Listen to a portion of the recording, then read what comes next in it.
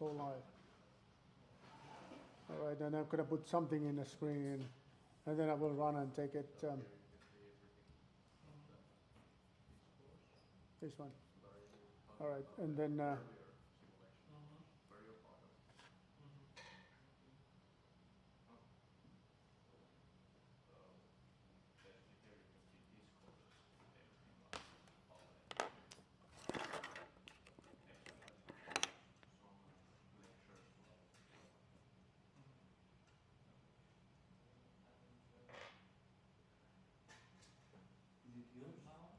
Which one?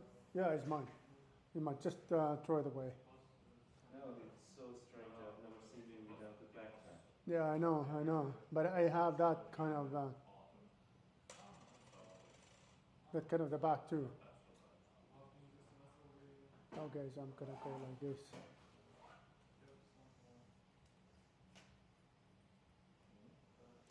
All right, so I will be back soon.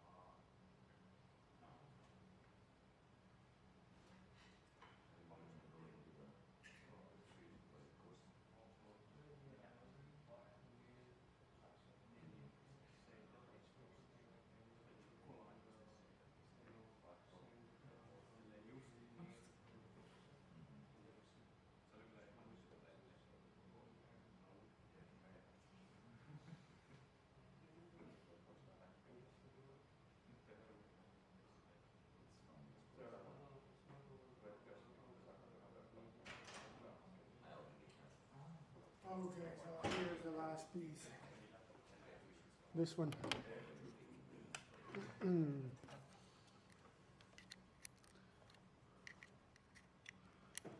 Great. Okay, so let me take a look how this how things are in YouTube.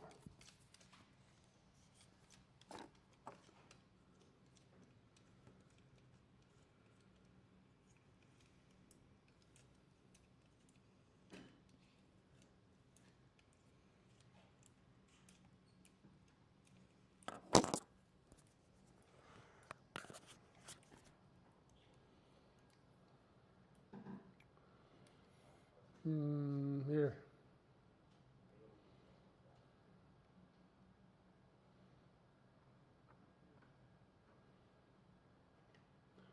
It looks okay. So only thing missing is of course the camera, but it's going to be there momentarily. Video capture. This guy. That was a Dell, wasn't it? Yes. Dell.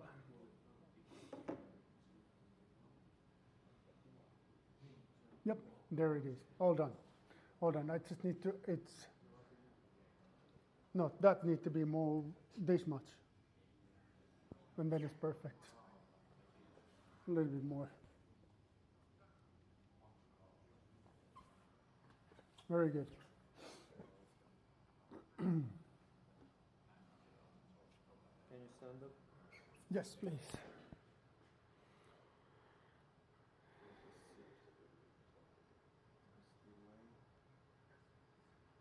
This is not what I wanted to, so this is not the right kind of presentation, so I need to take the right one. So this was the last week lecture. Open recent. This one.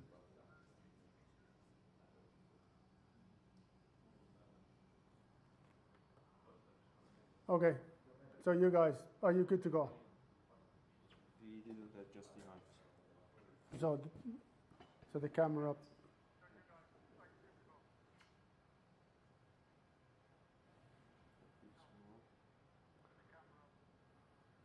Yeah, it looks perfect. Looks perfect. Thanks.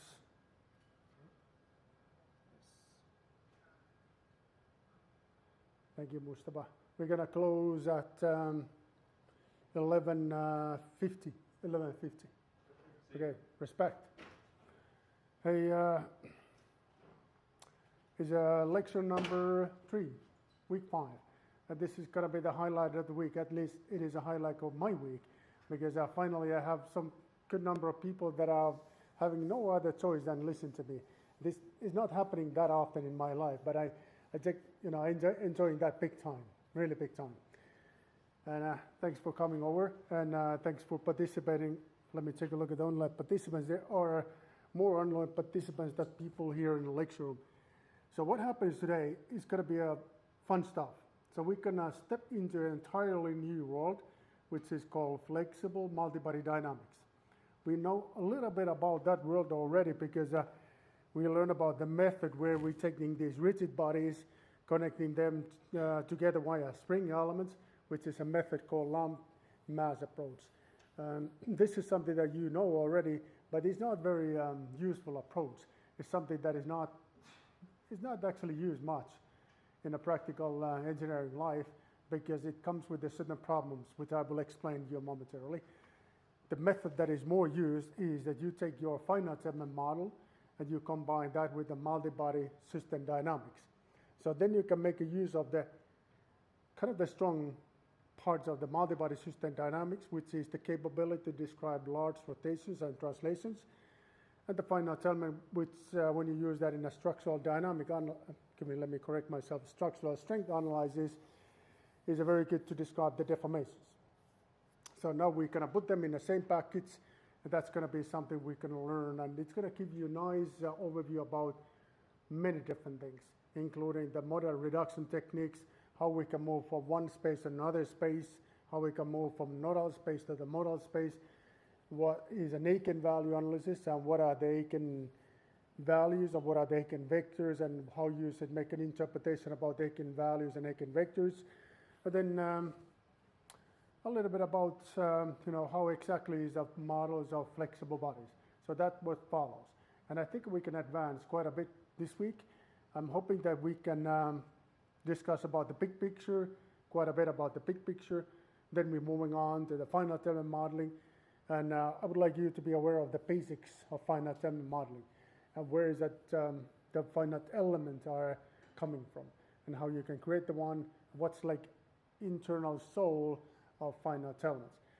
And again, we're going to focus on displacement-based finite element method. There are many others than displacement-based, which although the displacement-based finite element method is the one of the most used. But you will get a little bit overview about other topics of finite element modelings a little later in this class, not today. Okay, but first thing first, let me take a look. What is it we discussed a week back? So a week back we finalized the case about Rodriguez equation. And Rodriguez equation was this complicated thing that was based on two vectors. The one vector that was a vector that was rotated, and this was the vector called R, this one here. And then an assisting vector. An assisting vector was unit in a length, and it's here. Unit in a length vector that was called vector V. Now, what we did was that we have the original vector R here, and then we put this assisting vector V, origin of the original vector R. We're introducing amount of rotation that was a theta here, around the assisting vector V. Now, when you do so, you're gonna get the four components to describe the rotations. Those four components are components of vector V that can be represented in the skewer symmetric form as it is shown in this equation, and angle theta. So that's a total of 4 parameters. 4 parameters, which is a one too many. One too many because the body can rotate in 3 different ways only. So is there anything that combines these 4 parameters together? And answer is yes. There is something that combines them together, because if you were listening to me carefully, I said that the vector V is unit in a length. So this unit length is a constraint equation, because if you take a look at these V components, X component, Y component, and Z component, then you put them in a power 2, this have to be equal to 1. This is your constraint equation. So these V components are not independent, but they are dependent based on this unit length requirement. So when you consider that there's 4 parameters in total in the beginning, then there's 1 constraint equation, so there is 3 independent parameters. And this means that there is 3 different ways that the body can rotate. All right, so that was what we discussed. And then we played a little bit of name game too. So we introduced this kind of the trigonometric relation to Rodriguez equation. We were able to express it as shown here. And then we started to call the components by different names. So we just say that, okay, there's going to be name that is a theta 0, which is a cosine theta divided by 2, theta 1, which is a V1, sine theta divided by 2, and so on and so forth. Using those names, we were able to express rotation matrix as it is shown here. This name is something that is very often used technique, and this is something that is called Euler parameters. Very different than Euler angles, because Euler parameters consist of a total of 4 parameters and 1 constraint equation. Constraint equation, again, same than in Rodriguez equation, because again we are dealing with vector V, and the vector V must be unit in length. All right, so we have these 4 parameters, and these 4 parameters are not suffering singularities, as it is the case when you're using Euler angles. So Euler angles, Euler parameters, it's a beautiful question in a midterm exam, because sounds that they are like brothers, same family, but they are not. They are completely different approaches, because Euler angles was based on 3 successive rotations, and this one was based on Rodriguez equations. There's, of course, a bridge you can build between these two notations, but inherently, they are having completely different roots. They're coming from completely different ideas. The name, this is unclear, by the way, to me. Why is that they are both called Euler? That I don't know. Maybe Euler first figured out the Euler angles.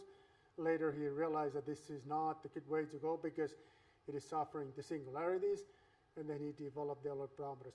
Honestly, this is something that I don't know. I should ask from the ChatGPT. Like why they have a similar names when they have no real relation. Okay, anyways, so I did not check that because that came to my mind just during this lecture. Okay, then we make use of the multibody system dynamics, which is making a use of this kinematics. So we reorganize these kinematics for the use of robot kinematics.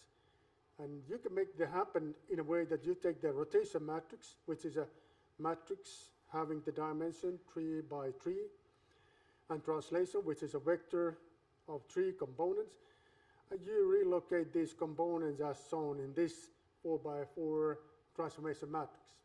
So what's going to be located in the upper left corner is your 3 by 3 rotation matrix.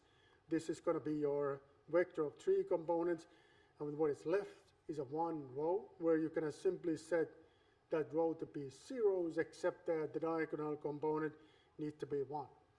That's your 3 by 3 rotation matrix representation. It gives you the overview about translations and rotations simultaneously, so you can describe them both. It's kind of telling you how is a relation of two coordinate systems, how they are translated and rotated with respect to each other. And that's a beautiful method because you can travel from one coordinate system to another by simply having this 4 by 4 transformation matrix representation, and pretty useful in the case of robotic systems. Okay, so this is a like speedway shortcut to develop kinematics for robotic systems. It becomes to be particularly useful when you make a use of the fact that robotics don't have all the possible degrees of freedom, but bodies in robotic systems are typically connected in fairly limited number of ways. This limited number of ways is translational join, rotational join, a few others, 3 others, 2 others, and that's it. These are the ways that they can be connected. And when you make a use of that, you can develop something that was called Denavit-Hartenberg method. Denavit-Hartenberg was based on 4 parameters, and it's a beautiful method in a sense that all you need to do is that you need to figure out these 4 parameters for each of the bodies in your robotic systems, and then you substitute. Once you do the substitution, you will get this, this kind of representation for each of the bodies, and that's it. Your robot kinematics is ready, good to go. Pretty efficient. It comes with one practical problem, and it is the fact that sometimes these 4 parameters are not easy to describe. Sometimes they can be pretty painful to describe, but other than that, it's a pretty straightforward method to use. All right, so that's what we discussed a week ago. Now, this was the last thing we discussed about a week ago. We discussed that there is, when we're discussing about the flexible bodies, there's 2 different families. One family where we are assuming the deformation to be small. This is unclear statement, like what is a small deformation, but mathematically it means that we are assuming, if I put here this cantilever structure where we look at that in this simulation, when we look at this cantilever structure, what happens because of this point force going to be the deformation like this. Deformation, which is denoted as U. U is different along the length of the body because, you know, here the deformation, the displacement is almost 0, whereas here is a max at the here in the free end. And how is that we relate this displacement to strains? We can relate them linearly or non-linearly. These are the 2 alternatives. If we relate them linearly, then we make an assumption that second-order deformation is insignificant.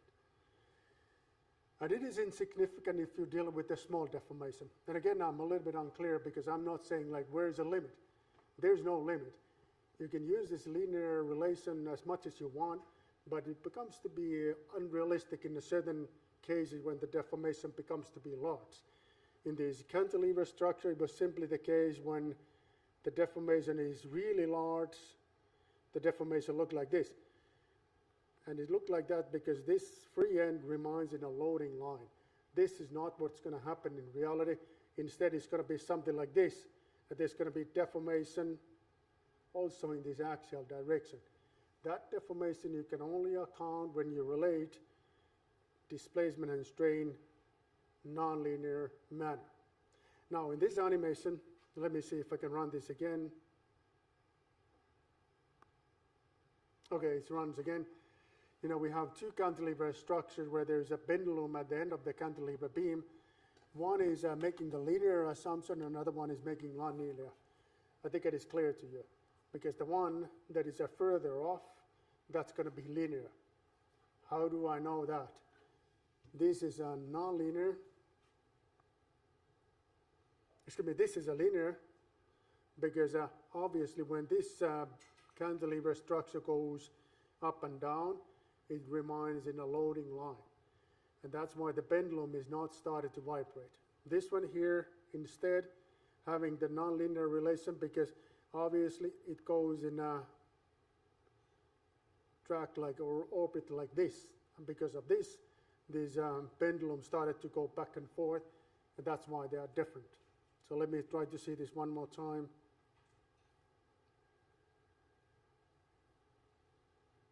Yeah, clear. But if you take a visual look about, you know, how is a free end, how they look differently, they really don't look much of a difference. So it's still kind of like, in that amount of deformation, it would not be too big of a crime to model those both, I mean, this cantilever structure using linear strain displacement relations. Okay, this class focus only the cases where displacement and strain are linearly related, because it's going to be pretty complicated when they are non-linearly related. But that's something that we will just have an overview, but only the overview, not really stepping into the details. But the method we are using this is going to be discussed pretty extensively during the course. Okay, that's it. Okay, lump mass approach is going to be our first approach, which is something that I already explained you in a simulation of mechatronic machine, but let's just refresh our mind. So what is this method about? And then we're going to move on to what we really are interested in, and we really are interested in the floating FEM reference formulas. Any questions, comments so far? All clear. Okay, so let me take a look at the first method, and then there's going to be first in-class quiz. The first method is something that we just make a use of the fact that we can model rigid bodies. What we can do is that we can take original rigid body, which typically is a beam-like body like this, and we can divide this beam-like body to multiple rigid bodies. So instead of having one rigid body, we can have, like in this case, 4 rigid bodies, having roughly the same inertia properties. They are actually pretty accurately same, because if you model them properly, there's not going to be much of a differences. Same weight, same mass moment of inertia, same kind of behavior. Difference comes here. These four bodies are connected together via spring elements. And the spring elements will introduce the stiffenesses in all the 6 degrees of freedom. So whatever ways you are moving these two bodies, neighboring bodies, with respect to each other, there is always a spring and a damper that comes into play.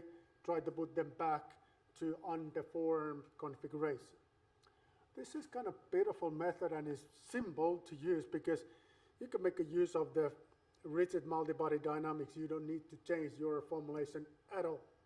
So that's a beauty of the method. But then comes a problem. And the problem is something that is good to you to be aware of, because when you make a models based on this approach, you can easily end up to have a stiff models, numerically stiff. Now I need to explain here, what is this numerically stiff? Okay, numerically stiff means that you have, in your model, you have high frequencies and low frequencies. Okay, so let's first make a line about the frequencies, hertz. You know, this kind of structure can have a bending deformation, which is looking something like this. It's usually having fairly low frequency, as a rule of thumb, something like 50 hertz, sometimes less than that. So let's put it here 50. But it includes also the possibility that there's like this body, let me change my color here, this one here, and this one here are moving axially with respect to each other. So they're moving back and forth like this. Depending on the dimensions, it's it's clear that even when the dimensions are kind of thin, this frequency associated to axial direction, axial movement is going to be very high. It's going to be somewhere here, like easily, let's say 1,000 hertz, 1,000 hertz. So now we have these low frequencies, high frequencies. How you can see that in the case of responses? You can see that in the following way, because if I just model this structure such that I put them as a cantilever beam one more time like this, and then I'm introducing the random loading cases like this. So what's going to happen is that there's going to be this deformation U that is combined by bending and other ways that the bodies can move with respect to each other. So this is going to be my UX. Now if I look at the UX with respect to time, so this is my time, and this is my U. In this particular end, this end in a free end of the cantilever beam, you know, it's getting started like this, and it's going to go higher because the force here is a function of time, so it's increasing as a function of time. You guys still with me? You understand what I tried to say here? So basically what I tried to say is this. Where is my stick? Here. Then I have this kind of cantilever beam, and I take a force, and I started to press it. And I'm showing that this deformation here in the free end is started to increase. Okay? Now, because of the way the structure is being modeled, there's a big problem here. The big problem is that if I take a close look about the response curve here, this one here, if I make a very big magnification out of that, I see that this response is not smooth. What I wanted to show, I need to make a little bit of better drawing here. So it's moving like this. There's a small vibration because of this possibility of this actual dimension here. And now this is what the time integration schemes are capable to recognize. They do recognize that, hey, wait a minute, there's something going on here with the high frequency. Easily, if I remember this one here, easily can recognize this 1,000 hertz vibration here, and it reduces its time step such that each of the vibration in this high frequency will be captured. It means that the time step will become to be very, very slow. It comes to be very, very small, and the computation comes to be very, very cumbersome. There are techniques to kind of like ignoring this and just taking the big time step and forget about the higher frequencies. But generally speaking, it's not a good modeling practice to have a model where there's a high frequencies and low frequencies. This is a combination that time integration schemes are suffering quite a bit. It doesn't really matter if you have all the frequencies here in a high end or low end, that's fine. But the combination is the one that makes your life difficult. So this is the, just telling you what is a stiff system. It's not that is rigid, but it's something that you have in your same model. You have high frequencies and low frequencies. That's what it is. And the time integration schemes, they will recognize the high frequencies, and they started to slow down the time steps such that they can capture each of these high frequency phenomena, which typically is something we don't care. We really don't care about that at all. So we are something that we would like not to see it. We would like to ignore it, but it's hard to do so. Okay, that's what stiffness system is. All right, so again, let me go back here. So this is how the method based on lamp masses works. So you have relative displacement between the neighboring bodies, and then spring elements comes into play, and that's how it works. All right, and here is this is an animation that I think it is running. It's just things happen really, really slowly. Is it running?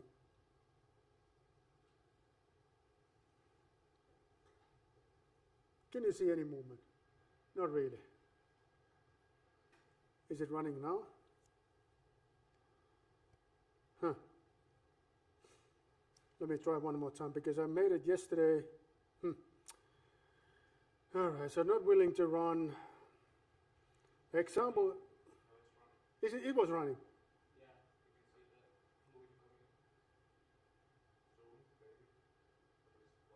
Let me go this way, one more time. Because there's something interesting. So what is moving here?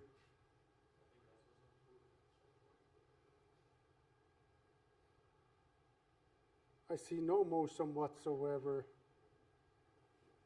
Is there something?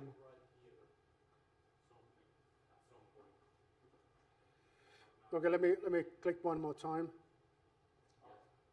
Now it's moving. Okay, all right. So this animation is showing a simple case where there's a cable, which is using this. Don't even know what's the name of the crane like this. That is modeled using land mass approach. You see that there's an interesting phenomenon which is called Country string. You know, the frequency of the cable is changing based on how much it's loading. This is something that those ones of, I don't know if you guys are playing guitar, but in a guitar you can tune the frequencies based on how much they're having the axial tension. The same phenomena here, because if there's no loading, there's a certain frequency which is very high, and as soon as there is a mass that the system is grabbing to, the frequency goes high. You see the axial vibration is increasing. First it was low and it was increasing. Basically what I wanted to show with this example is that this is still okay and valid method and is used in a certain special applications like cables, but not so much about other structures other than like conventional structure like a beam structures itself, cranes itself is not really useful method because of the fact that it's suffering from this stiffness, numerical stiffness problem. Okay, so but it's still okay in a sense that it works like this. It can easily lead to models with very hard to compute because remember, you need to remember that you need to use a lot of rigid bodies and that makes the computation typically to be kind of slow. All right, so that's what I wanted to show.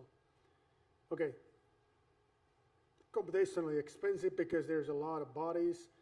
It can lead to stiff system. We know already what's a stiff system. Now, if I ask you what is a stiff system, you know what it is. You know what it is? It is a system that consists of high and low frequencies.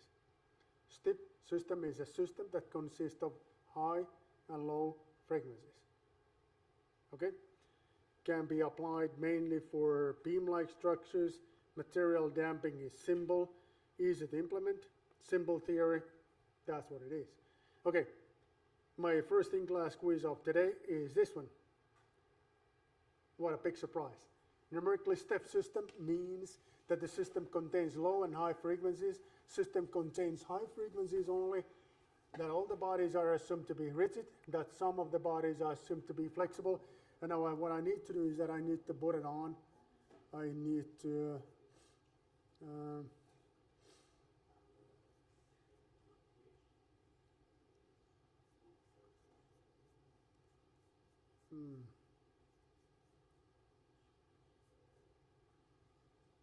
it's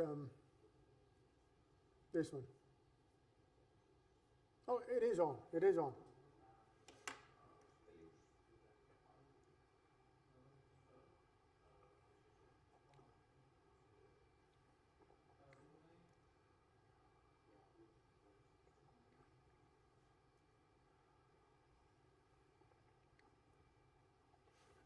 Okay, so we got 13 answers so far. I'm kind of smelling that is a 100% success rate. Oh, is a room is a LUT 26. LUT 26. Sorry that I, yeah, just here it is. LUT 26.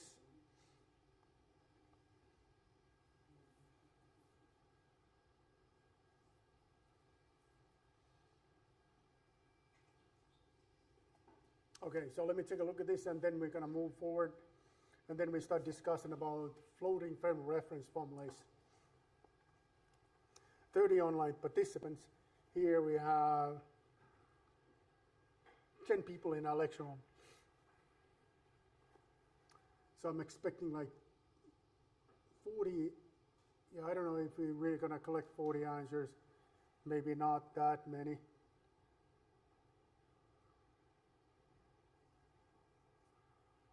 Okay.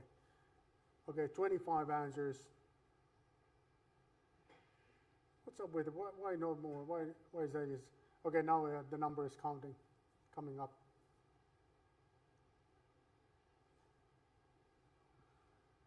All right, so I want to close this case. So the correct answer is, of course,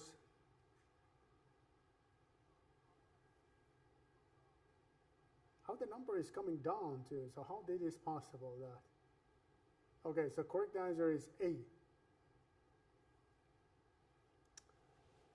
Oh my God, is it, am I the best teacher ever or what? Or you guys have such a big praise that you are just doing so well. Or was this a little too easy case? 3 options, little too easy, I would say. Little too easy. Okay, but it's not gonna get that easy. So soon we're gonna have something a bit harder than that. All right, now we're gonna move on to an entirely new world. So we're gonna start looking something that we are making an effort to combine finite element modeling and multibody system dynamics. To make it happen, you need to know something about finite element modeling. And I asked this a week ago, and it's asked again. So are you guys familiar with the finite element method? Have you ever used it? Have you ever heard about it? Not really. Not really. So some of you guys are using that, some of you are not. I think it is a class. I think there's a bachelor level class which is a finite element modeling. I think that's the case. But if you're an international student, it may be the case that you have no courses about finite element modeling. All right. So anyway, so it's a very often used technique. So I'm going to introduce the basics of the method to you, and then we rapidly make a move, and we're going to move towards the eigenvalue analysis. So we are not really solving the structural strength or displacement analysis, but more about eigenvalues. Okay, okay. So, but first thing first, the kind of the idea of this following frame reference formulation is that you can introduce this body reference coordinate system. This is not going to be anything unusual for us because we have dealt with the body reference coordinate system earlier already. And what we're going to do is that we're starting to describe the deformation with respect to this body reference coordinate system. Deformation with respect to body reference coordinate system is going to be easier because then you don't need to worry about large rotations or large translation.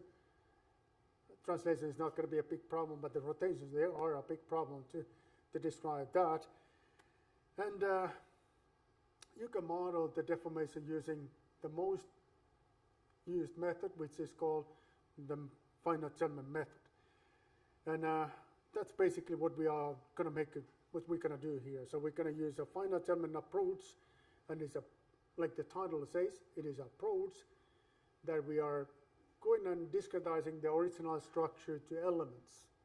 Elements that are sometimes looking like a fishing net, sometimes they're looking like just a piece of the structure, depending on the type of the element you use. If using shell elements, plate elements, typically they look something like there is a surface here, and then there's the top of the surface, there's like a fishing net. And this fishing net is something that breaks the original structure to elements. And each of the elements are a piece of the solution. They are not exactly the correct solution, but they are an approximation of the solution. And once you increase in the number of elements, you will get the better and better solution. This is a kind of the character of the finite element method. So you can get some kind of an approximation with low number of elements. Your approximation gets better and better once you increase in the number of elements. Because the elements are representing the piece of the solution. More pieces you have, more better solution you're going to get. That's how it works. Now, this is a kind of the showing you the plate elements, and if you take one plate here, the one plate is going to look like this. In the corners of the one element, there's something that is called nodes. And these nodes are the ones that are connecting neighboring elements together. And another type of the elements could be the beam elements, which is good for beam-like structures. You take the original beam-like structure, you break that to smaller beams, which are again representing the piece of the solution. Once you combine many of them, you will get acceptable solution. This is an approximate method. It will give you very accurate solutions, but only if the number of elements is high enough. And even in a case like that, there could be some complex cases that you are not able to get really very accurate solution. But generally speaking, more elements you have, better solution you're going to get. Most commonly used element type is something that is called solid elements, like element that is like having this kind of the typical shape. And then that can be connected, the neighboring elements and so on and so forth. And again, it's a piece of the solution. That's a finite element method. Now, what we're going to do in a flexible multibody dynamics, so we're going to make a use of this body reference coordinate system, and then we're going to describe the deformation using the finite element method. So there's going to be, again, this fishing net that is representing the elements. We can take a look at the nodal locations, and we can actually take a look at each of the points in the structure. We can estimate, we can estimate the displacement of each of the points. Here comes a big difference comparing everything you have learned so far, because what we have learned so far is something that there is a body reference coordinate system, and with help of the body reference coordinate system, we can use a vector u bar that is describing where the particle is located at. This is all the time what we've been assuming to. And now what's going to happen is that this vector u here is only showing where the body, let me correct myself, particle is located on its original configuration. And then it can deform, and it can deform amount that is called u bar f. U bar f is a function of time. And the final particle orientation will be here u bar, this is 0, and the u bar is no longer constant. It's going to be a function of time. Why? Because the deformation is going to be a function of time. Of course, because the deformation can be like this much, and this much. And this is arranging as a function of time. And that's why we cannot no longer assume vector u bar to be constant. Big difference, because then our kinematics that used to look like this is no longer same, because this was the kinematics we used in our rigid bodies. From this on, we have to change the kinematics. We have to say that, okay, this guy, vector u bar, is consisting of two components, the one that is telling where the particle is located on its original configuration and how much it is deforming. Particularly this guy here, vector u bar f, is a function of time. And because of that, everything is going to change, everything. So we need to get started from the beginning, which we are not going to do. But for your information, this is conceptually different method than everything so far we've been discussed. Because if you're going to change the kinematics, you need to change the dynamics too. Your equations of motion will be different because your kinematics is different. Remember when we discuss kinematics in simulation of mechatronic machine, I said that only kind of decision we need to do is that we have to make an agreement how is the kinematics. Rest is just following the laws of physics.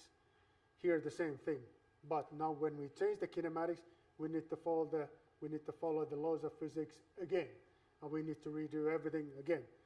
Everything again would be that we have to define the inertial forces, we have to define external applied forces, so on and so forth, everything again, constraint equations and everything again. But we are not going to do that, but for your information, that's what this symbol addition refers to. That's what is meaning for us. Okay, so that's it. This is what we do. In finite element modeling, we're describing the body deformation, this vector u bar f, using these elements. So we have elements, and these elements have elastic forces, which is stiffness matrix multiplied by displacement, and inertial forces, which is a mass matrix multiplied by acceleration. And then there's external applied forces, which could be this kind of force here. What we're going to do with this set of equations is that we're going to solve the vector u bar f. Vector u bar f is going to then substitute at this kinematics, what we looked a little while back. It's going to go here. And this is the equations of motion will be then reformulated. That's the entire method. There's going to be already good for you to be aware of that we need to do something significant for this finite element model. Let me take this stuff away. We need to do something for this guy. Because typically the body reference motion is described by, in spatial case, like 6 coordinates, which is the ones that are shown here. In finite element model easily consists of very high number of degrees of freedom. Very, very high number of degrees of freedom. It can easily have 10,000 degrees of freedom, 100,000 degrees of freedom. 1 million degrees of freedom is not unusual. So you can see the model is that big. Now, let's say that is 100,000 degrees of freedom describing the deformation versus 6 coordinates describing the large translation and rotations. Things are not matching. This is way too big versus this one.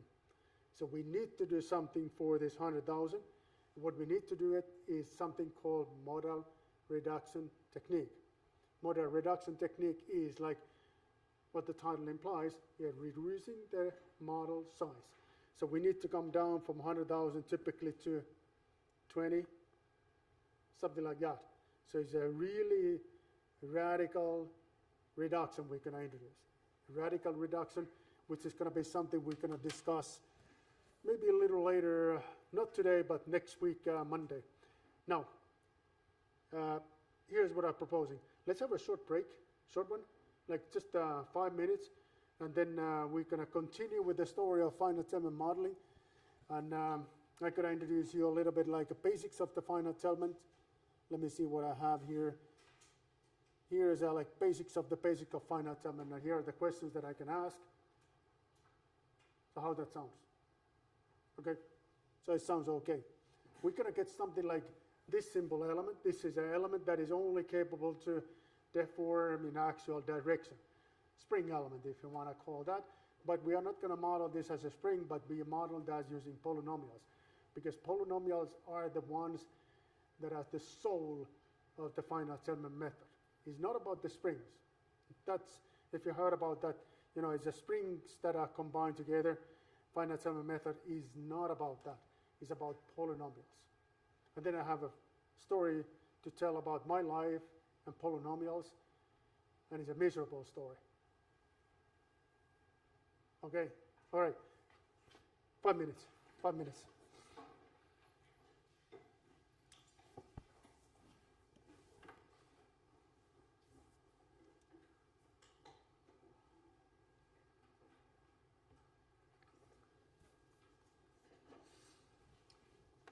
By the way, any comments, questions today? Because you guys are a little bit quiet. Was that like a hard weekend or what? The weekend was rough. Week? Yeah, tell me about it. I know it was It was a first full week, and I was beat it on Friday. I was like, oh my God, how can I survive until the summer? It's going to be hard. It was really hard week. So it was same for you guys.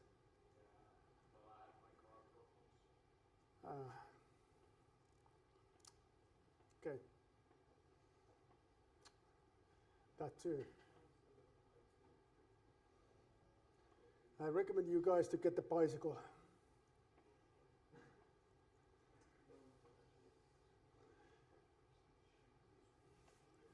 By the way, today I came to university by car. I usually never ever do it, but I came by car, and there's no parking spaces here. I realized it was like everything was packed. Huh. Interesting. I was surprised. Okay, so let me take this away so I can just see what follows a little later. Oh, not this one, this one. And then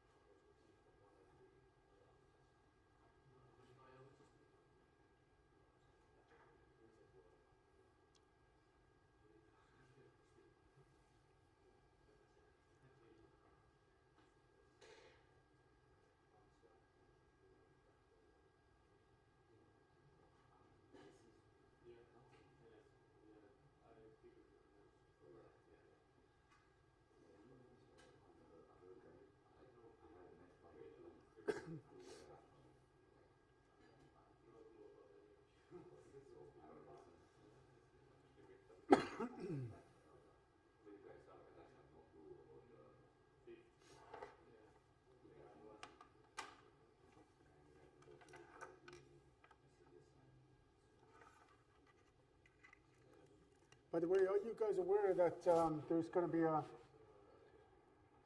some kind of like meeting event organized by Guild, this mechanical engineering guild, in 2 weeks from now? I think it is on let me take a look at my calendar.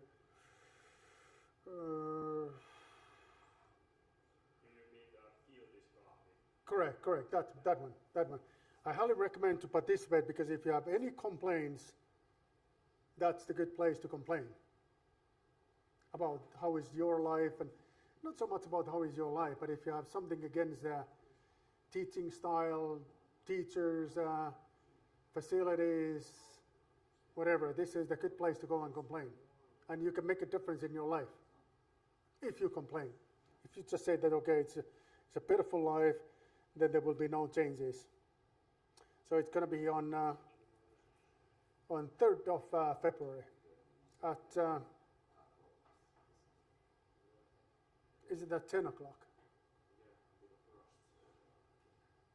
Okay, so are you guys all member of the guild? Not sure. You don't go to this, because the guild have our own lounge area. Okay, lounge is too nice word about the place that they have. It's not really a lounge, but it's like a place to hang around. You can call it as a lounge, but yeah. But if you have a lounge in your mind, so might have thinking like an airport lounge. That's not the place. It's a look different than that. But it's going to be on 3rd of February.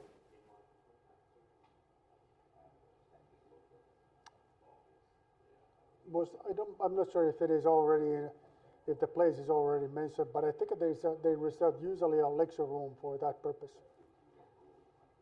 So.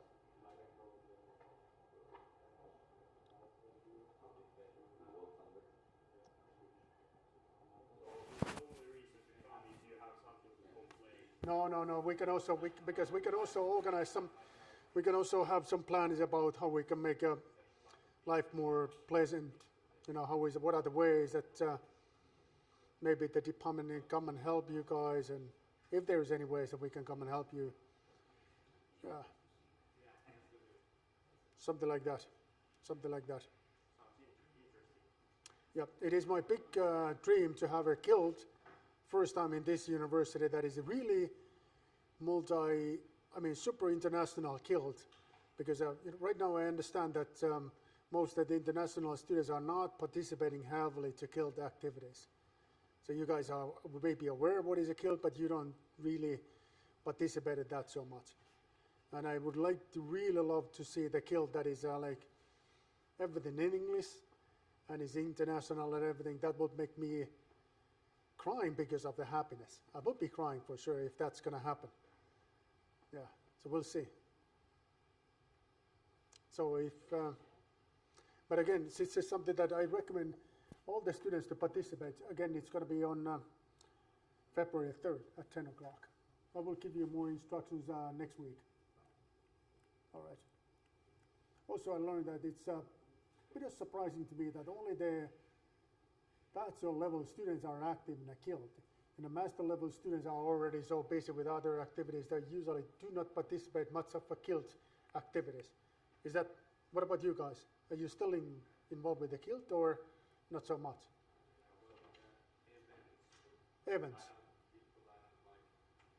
But you can put yourself as an officer there. You can say, okay, guys, young guys, I'm an officer. Look at my rank. I'm a master level student. So go and make me coffee. How about that? That would be, that's an idea.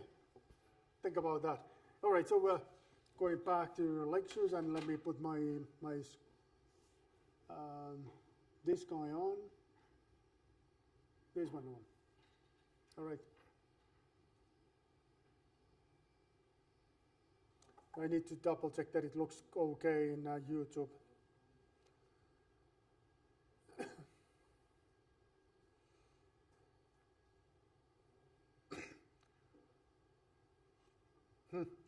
There's a commercial.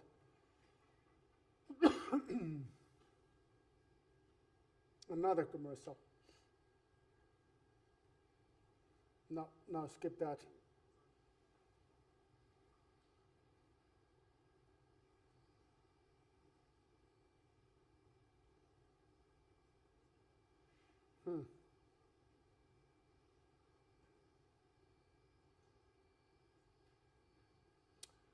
All right, I just need to trust that everything is going fine because I don't see this so well. Okay, this was a channel live here. Yeah, it looks good. Looks good.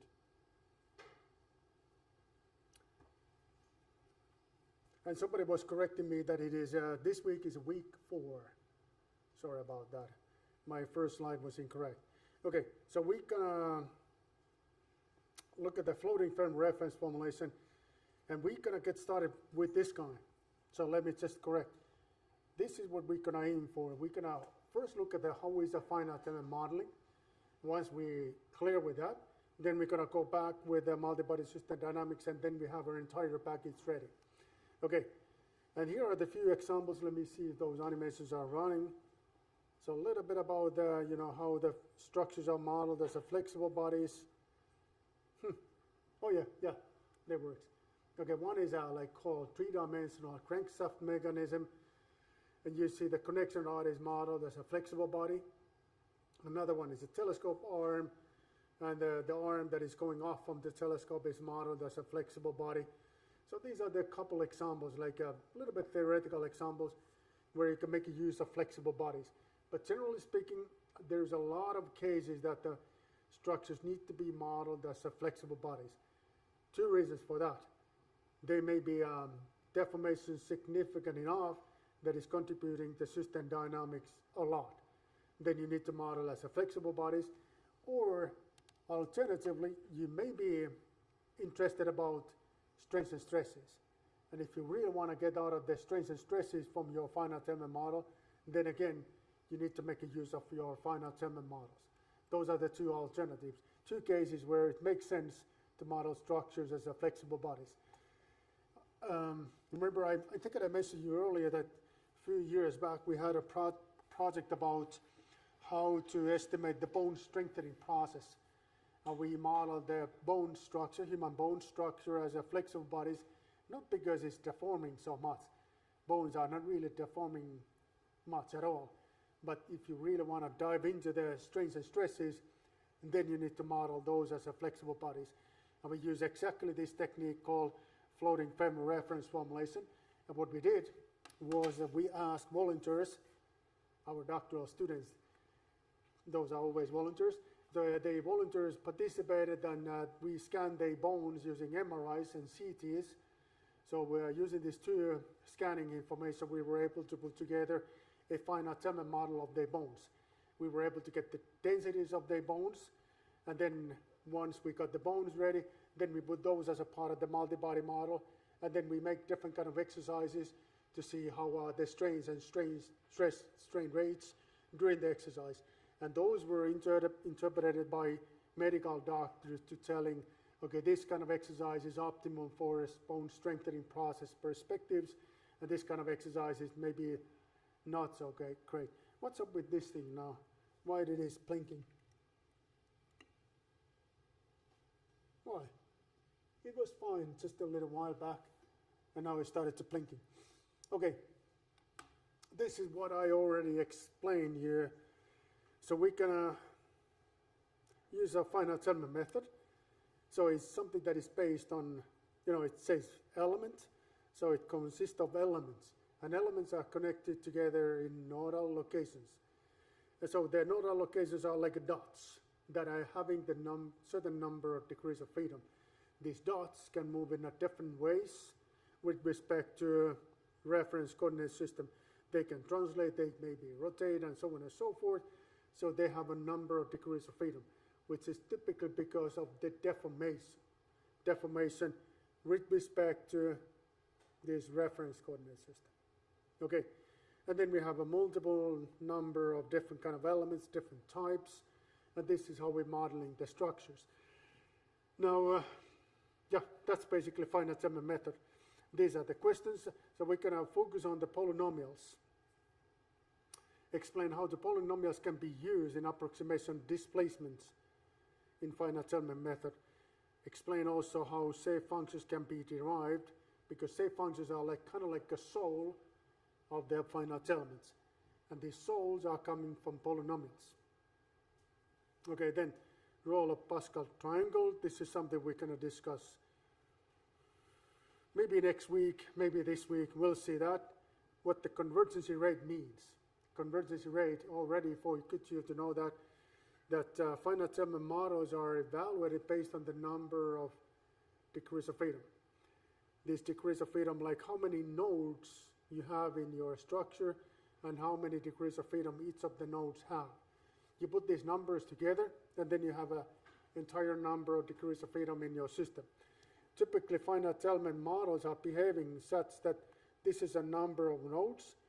This is, let's say, the reference solution.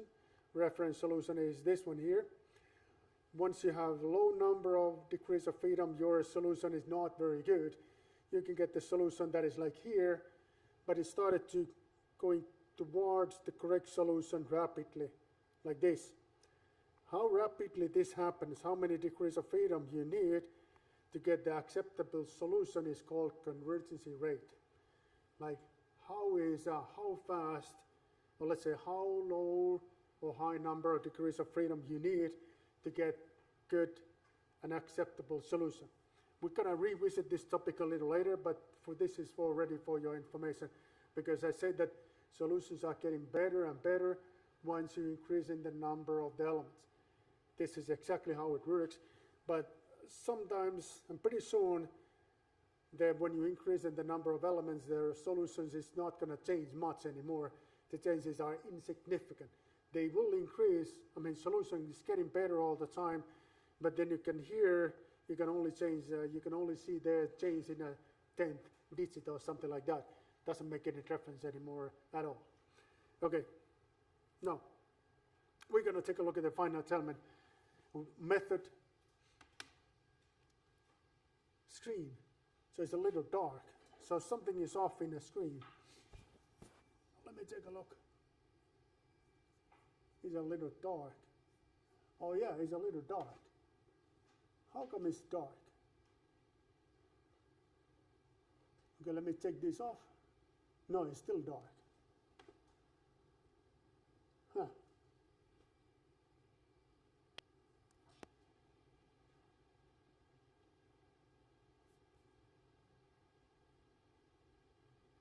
What happened? So my screen got dark. Window capture. Let me try this one more time. Display capture. Yep, now it's good. And it's perfect.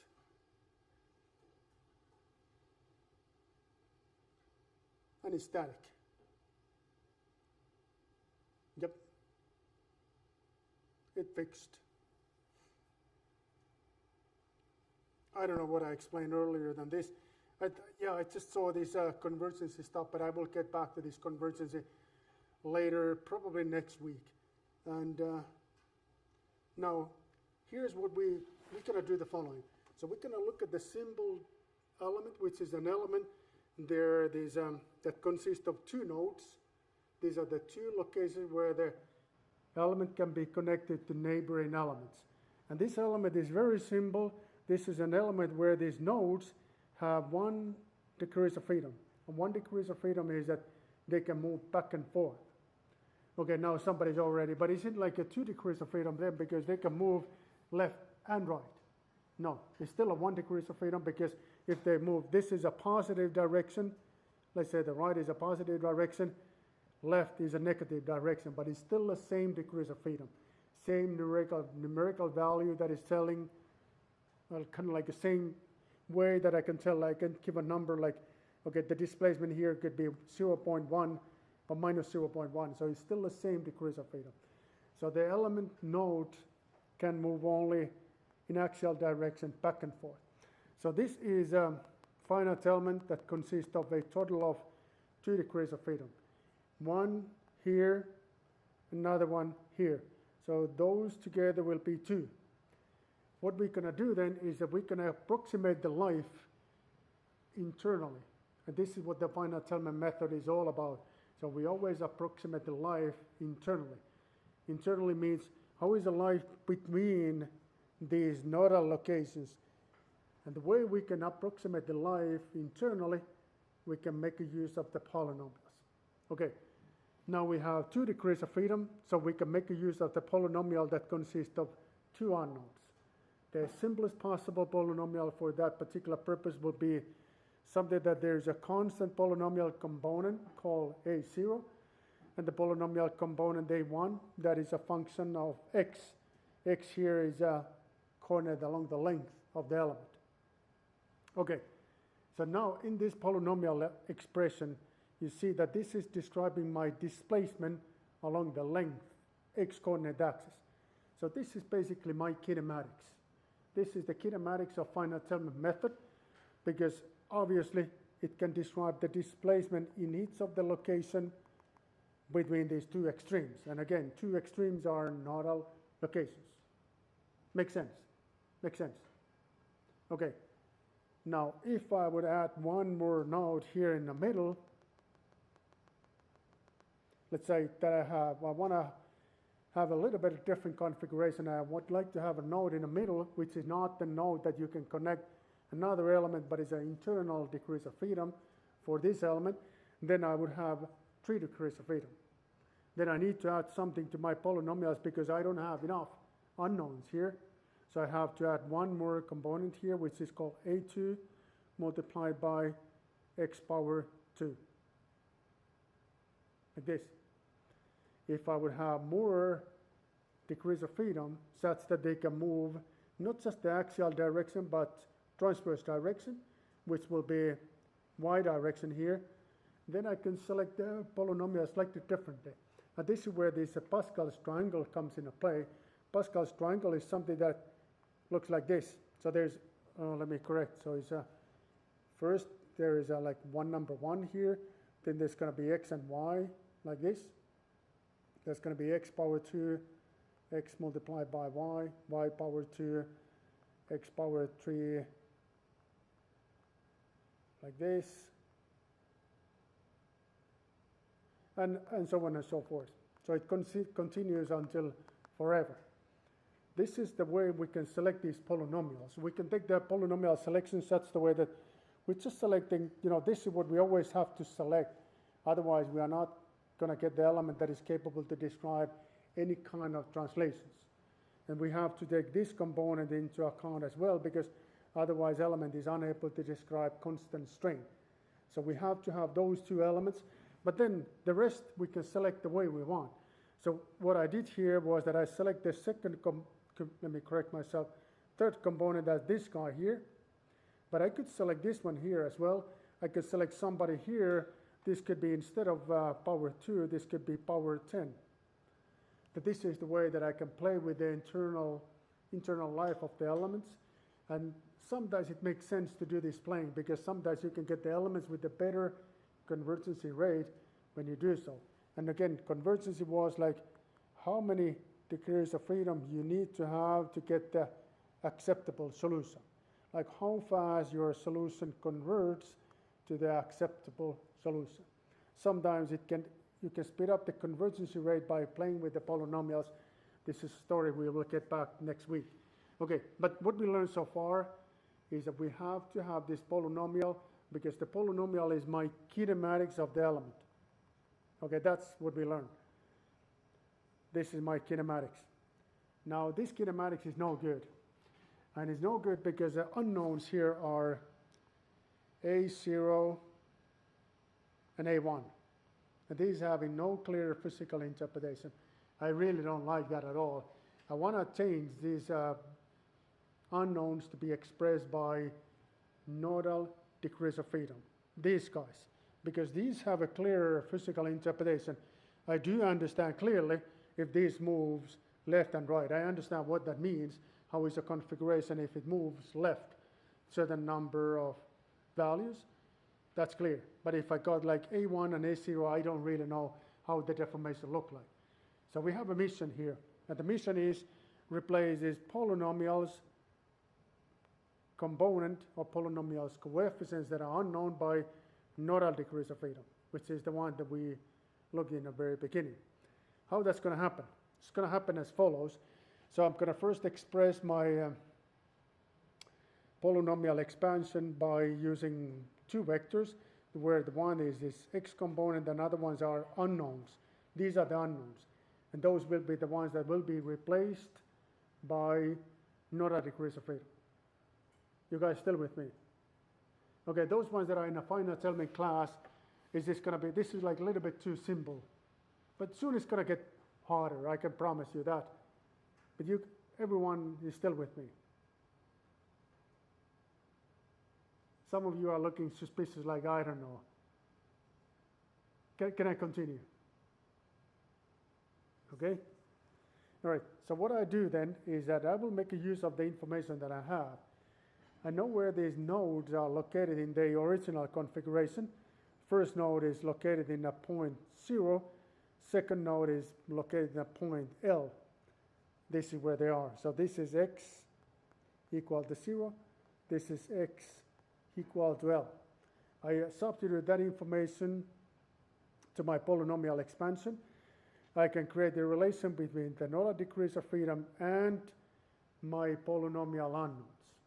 So the only thing left is that I need to take this matrix here that relates these two information together, invert it.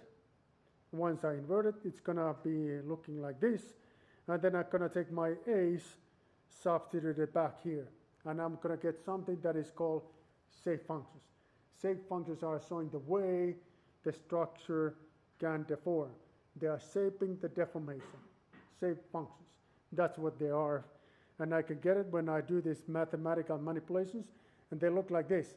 Okay, this is a very simple linear element, so the deformation is linearly associated along the length of the element. So this is very, very simple case. We cannot really learn much about this. But once I'm going to do the same trick, but for beam elements, it becomes to be more understandable. But this time, the shape functions are linear, meaning that if I have my original element like this, I'm going to take and move left end to be here. All the particles going to be deformed according to this linear distribution as it is shown here. That's what it's telling me. Nothing else than that. Now this is an information that I can then use to create what I need, and what I need is stiffness and mass matrices, basically. Okay, I promise that I will tell you the story about my life and the shape functions. My story of my life and shape functions was this. You know, this element is something that consists of 2 degrees of freedom, and you can get this matrix that you can invert it pretty easily. So when I was younger, even younger than I am today, when I was a postdoc, I spent my postdoctoral period in UIC, which is the University of Illinois at Chicago. And one of my first tasks there was to create the shape functions for plate element. That was a very special plate element. It was a plate element that consists of 48, I'm never going to forget this number, 48 degrees of freedom. Meaning that this matrix here that needs to be inverted was at dimensions 48 times 48. Okay, so that's a pretty big matrix. Now what you need to do is that you need to introduce this information like similarly like here. You need to create this 48 times 48 manually. It takes you roughly 2 days. Once it is ready, then you just need to invert it. Except that I was unable to do that. Because whatever time that I was selecting polynomials, this matrix here that I wanted to invert it was singular. Meaning that there's rows and columns that were somehow related to each other. And it's hard to see when the dimensions are 48 times 48. So my life was as follows. So I went to my office in the morning, I started to type this matrix. The same day I was like halfway done with the matrix. Next day I came and I finalized the matrix. End of the day, second day, I pressed invert with the symbolic math tool, and I was waiting until singularity came to my screen. Then in the third day I came back and I started to type again, and this was my life like several months, honestly. And I made it like automated tools and everything to create this automatically. And every time that I was inverted, it was singular. Singular, singular, singular all the time. Until after several months, I was like already desperate, and I was like, okay, I'm gonna die perhaps, just try to get the shape function matrix. I was using the very unusual combination of this polynomial, this one, this guy, this Pascal triangulate, put like components here, and then some guys like here, and all of a sudden, no longer singular. One of the happiest days of my life. So even the shape functions can make you happy. After some miserable time, of course. Okay, so that's a story what I did a little while back. Okay, so back to the business. Now, what I can make a use of this guy, the shape functions, I can create them my stiffness and mass matrix based on this information. I will briefly show this to you, but it's not very important for us because that's a very mechanical thing to do. And then we're going to look at the beam elements. The beam element is more interesting for us. Okay, but again, one thing that I would like you to be aware of, polynomial expansion depends on how many degrees of freedom you have. If I would have here 4 nodes, I need to use a polynomial expansion with the 4 components, 4 unknowns. If it is 2, I need to use the 2 components. 5 is going to be 5 components, so on and so forth. That you have to make these numbers to match. Okay? All right, so let's move forward. Oh, look at that. So there's in-class quiz. There's an in-class quiz about 4 node spring elements is depicted below. Polynomial expansion for the element could be, and then the choices are something we looked at just a little while back, something that there is a 1 component attitude. There's 1 component attitude, but there is a power 3, and there is a component of polynomial with 4 components. Let me take myself to this guy. There are these cheating people again, because I see that when I was showing the correct answer, there was only 27 answers to something like that. So some of you guys are not entering your answer in a timely manner, but you do that in a delayed manner. I don't know how that is. How can I avoid you not to do that? I need to study the Socrates more carefully. Okay, but oh yeah, let me show this to you. These are the options. Okay, what you need to look is that you need to look at the number of degrees of freedom. Then you need to select the polynomial that matches the number of degrees of freedom. So the polynomial expansion have to have the same number of polynomial unknowns as the number of degrees of freedom in your original element. What is it? Then pick the correct one. Okay, and then I need to move on. I need to speed up a little bit. So I'm gonna leave this for you guys to think, and I'm gonna just show you how you can express stiffness matrix. But again, a little less interesting story. You're just gonna basically make a use of the concept of virtual work. In the concept of virtual work, you have a strain that is your virtual displacement, which is of course related to displacement. This is how I did this relation. I relate my strains and displacement like shown here. But again, if you guys are interested, even if you're interested, don't really look at this too carefully because this is very mechanical work, so it's not even very interesting. So basically relating here your virtual work in a way that you have here virtual displacement of not a degrees of freedom. When you do this all, you can compute something that is called kinematic matrix. Basically, you take your safe function matrix, you differentiate that with respect to your coordinate variables. You're going to get something that is called typically as a B matrix in a finite element literature. And that's the one that helps you to put together a stiffness matrix. This is your B matrix in a transpose, B matrix. B matrix came when you relate your displacement and strain. And when you do the math, you can get the stiffness matrix like shown here. This is your stiffness matrix. And then you can use the same concept to get the forces that I saw imposed to your system. But again, not very interesting stuff. In a finite element modeling, what we do is that we're typically solving this guy, which is U, which is all the displacement, all the nodal degrees of freedom. They are solved once by inverting this one, which was the stiffness matrix. Stiffness matrix multiplied by this nodal displacement, that's together is called elastic forces. Elastic forces have to be divided to two components, stiffness and displacement, because we are interested in this guy, displacement. Once you get the displacement, then you can go back to strains, and if you want, you can go back to the stresses too. That's how the finite element formulation works. So the primary quantity that you are solving is your nodal displacement. So you're basically solving the deformations, which is great for us, because remember what we are aiming for. We are aiming for getting this vector u bar f, which is a deformation. This is exactly what we're solving in a finite element formulation using the number of elements and degrees of freedoms. Okay, now let's take a look at another polynomial here. This is something that is a beam element. Beam element that have 2 degrees of freedom in each of the end of the beam element.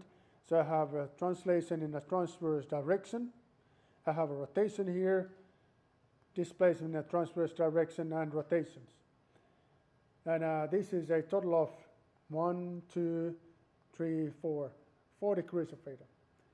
So what I need to do then is that I need to use a polynomial expansion that consists of 4 unknowns. And what I will do is that I will replace those unknowns by these 4 nodal degrees of freedom.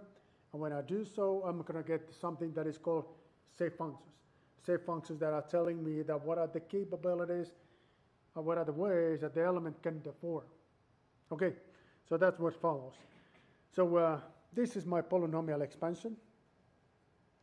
It consists of 1, 2, 3, 4 unknowns.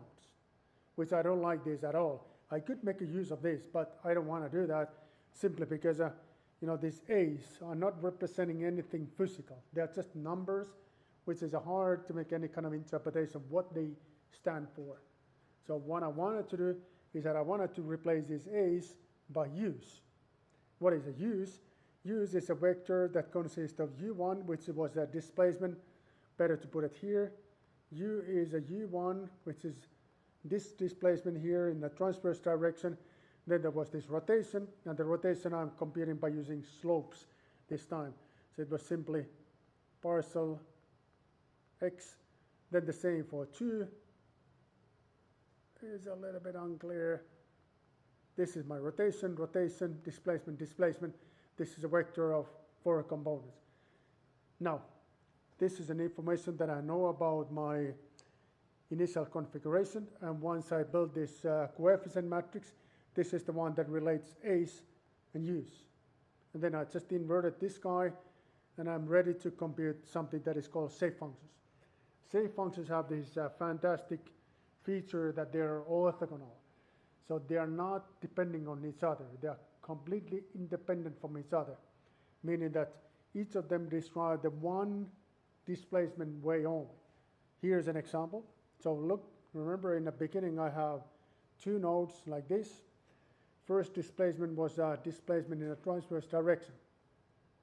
When I do this displacement in a transverse direction, this is how the rest of the particles between the elements are following this kind of the displacement, using this kind of the polynomial. The second one was rotation.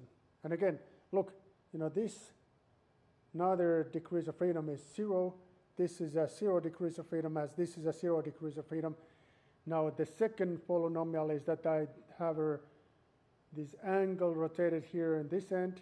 Displacement here is 0, and the particles are following this kind of the displacement as shown this polynomial expansion. This is a shape function. And you see that this is already pretty complicated shape functions. This is like the soul of my finite element. This is telling, if I'm going to do this kind of the deformation, what are the ways that other particles are following the displacement? All that is explained by polynomials. And the shape functions that are coming when I'm converting my original polynomials to be expressed by nodal degrees of freedoms. Make sense? All this was clear to you guys, or was this, okay, those ones that participated this bachelor course about finite element modeling, this is what they explained to you. And not so much. Not so much. Okay, but this is what the finite element method is about. So it's always getting started from the polynomials with a few exceptions. There are a few exceptions. There are ways that you are not making actually use of the polynomials, but you're using something more complicated than that. Sometimes there is this method that is called,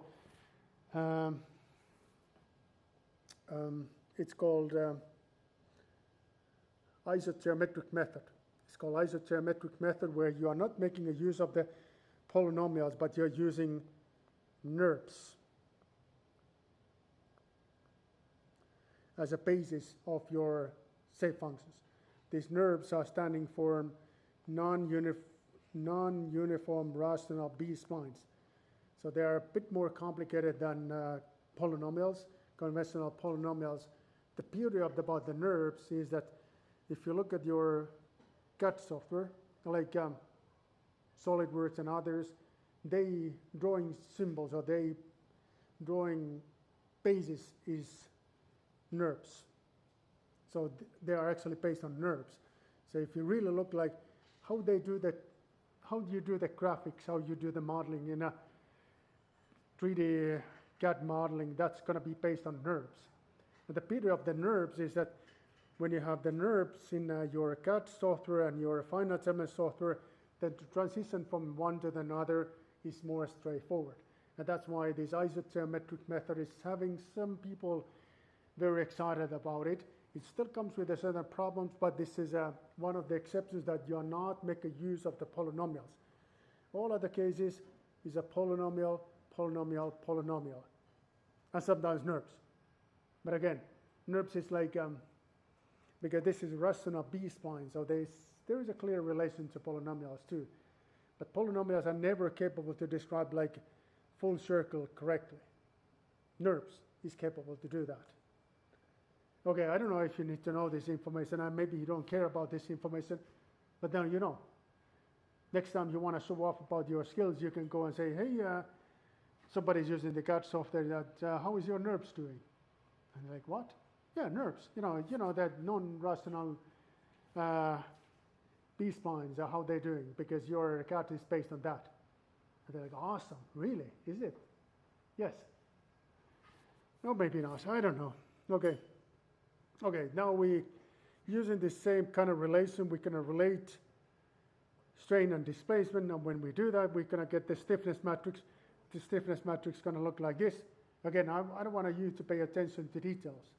Basically, what I just need to do is that I need to relate my displacement and strain. Actually, it's usually the other way around, strain and displacement. When you do that, you're going to get something that is relating that is called B matrix, called kinematic matrix. And this B matrix is something that helps you. This is my B matrix.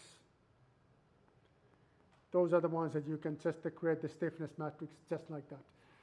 Okay, and you can make use of the shape functions when you're creating the mass matrices too, but we are not going to touch that too carefully today. All right, so I see that we need to look at how are the in-class quiz, and then we need to close the case, and then we're going to close the case by summarizing what you can see here. All right, so this is, let me take myself back here.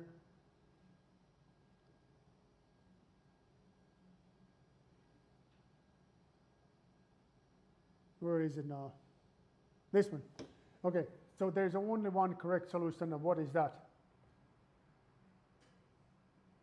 Any guesses? D. Of course. D, because look at there's a 1, 2, 3, 4 degrees of freedom. So you have to have a polynomial with the 4 unknowns. This guy, 2, no good. This guy, 3, no good. It doesn't really help if you're changing your polynomial to be a higher order. It still doesn't matter because it's still 3. So only one is having 4 is this one. So this is a correct solution. And now we see how well we're doing in-class quiz here.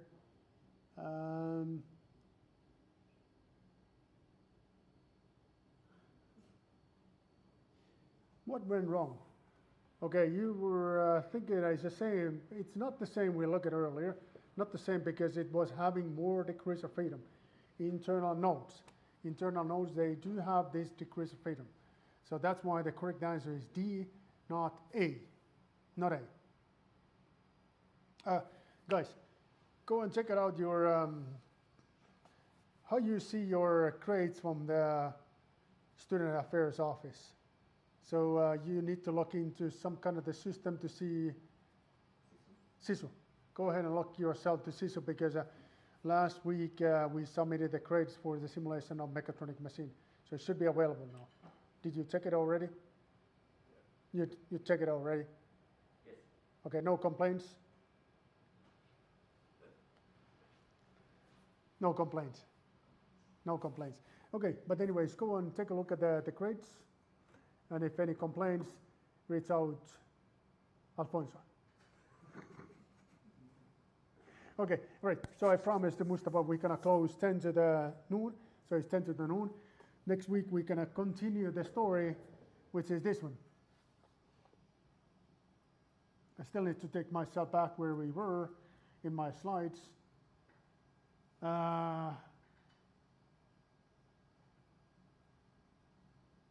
Where is it now? Yep, now we have information about finite element modeling. This is an equation of motion based on the finite element modeling. And we could, in theory, solve the displacement using this equation by simply taking this acceleration, integrate velocity from the acceleration, and then displacement from velocities. which is not going to be possible to do that easily, because the dimensions of these elements here, or these equations of motion, is enormous.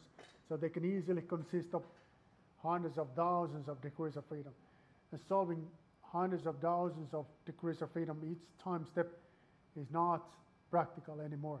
So what we need to do is that we need to reduce the size of these elements, these components. How we can make it happen? We're gonna step into something that is called.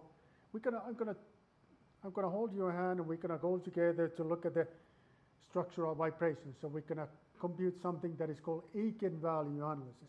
Eigenvalue tells you the vibration modes and natural frequencies of the structure. Why those are important you to be aware of those things? Gonna get back to you next week, Monday at 10:15. Okay, take it easy, guys, and I'm gonna close this recording, and we're gonna see a week from now. All right, good thing.